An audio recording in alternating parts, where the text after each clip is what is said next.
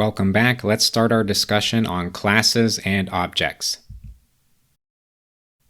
So Java is an object-oriented programming language, which means it is focused around objects. And Java is the most object-oriented programming language that is widely used. There are other languages that are more OOP, but Java is the only one that's widely used. So what is an object? An object is just a box that holds a bunch of data. So let's go over to Amazon for an example. So here we are looking at a product.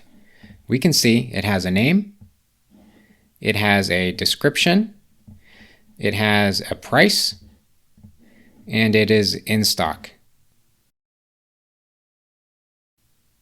So all of this data came from Amazon's databases. And when Amazon goes to its database, it doesn't want to ask 5 separate questions. It doesn't want to ask, what is the name of the product? Oh, and what is the description? And oh, what is the price? And then, oh, is the product in stock? Instead, it wants to ask the database one question. Just give me the entire product. So again, think of an object as just a box that holds a bunch of data. And remember back to video 1 of our goal, we want to write code that runs on a server, and that server is going to get data from our database.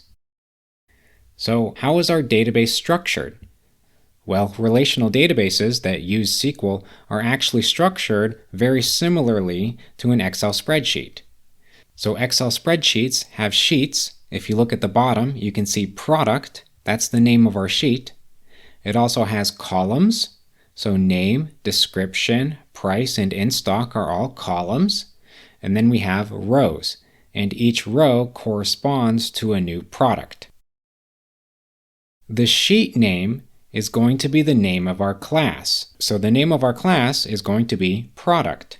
Each column, name, description, price, and in stock, is going to be a property in our class.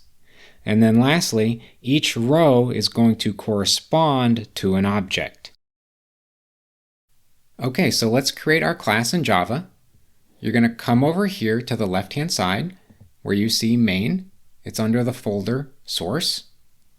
I'm going to go ahead and right-click, and you can see new. Hover over new and move your mouse over here to where it says Java class.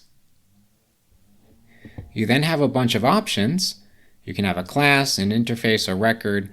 Just keep it class. And notice you have this nice little blue C, which helps you out. And we're going to name it product.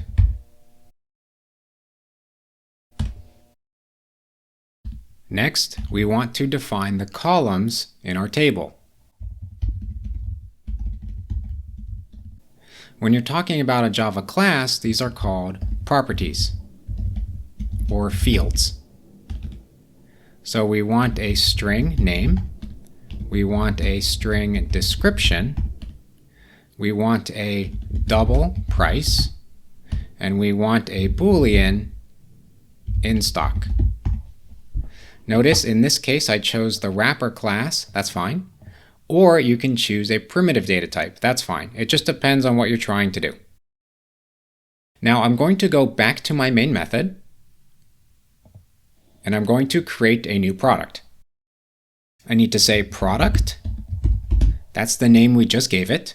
You can then give it any variable name. I'm just going to call it x is equal to, and then we need to use the new keyword, new, and then we say product, and then we do open and close parentheses and a semicolon.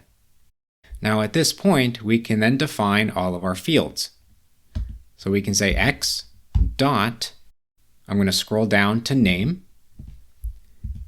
is equal to, and I'm going to say PS5.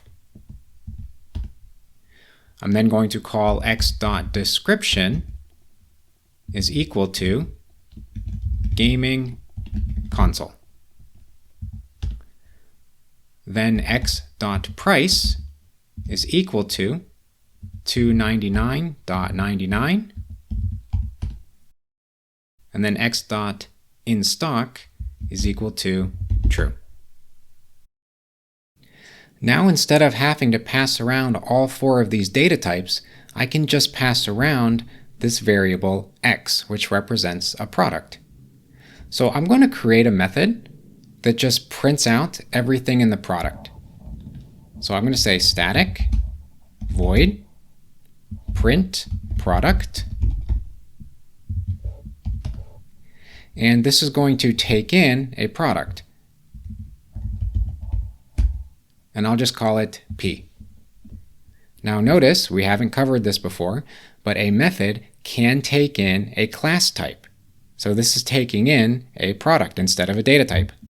And all I'm going to do is just print a bunch of stuff. So I'm going to print product name, and then I'm going to print p dot name.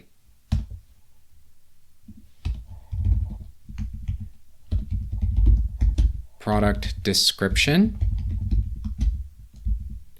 plus p dot description. Product price plus p dot price. And then lastly, product in stock plus p dot in stock. So when I come back up here, I'm just going to call the print product method, and I'm going to give it this product we just created, x. So when I run this, you can see we have our PS5, our gaming console, our price, and in stock. So the point is now I can just pass around this product. It's all in one big fancy box instead of having to pass around 4 data types. Imagine if I had a print method and I had to define 4 data types to be able to print it out. Now I can just pass around one thing. So coming back to our example of our table in our database, the name, description, price, and in stock, that's our class. What we did is we defined what are the things you need for a product to function. Then we created an actual instance of the class. The PS5, the gaming console, that's one object. Of course, you can make many objects. So perhaps another user is going to come in and create the Xbox, and then another user comes in and creates the Nintendo Switch. Each one of these is a different object, but they're all following the same format as the class. And as always, do the homework. Good luck.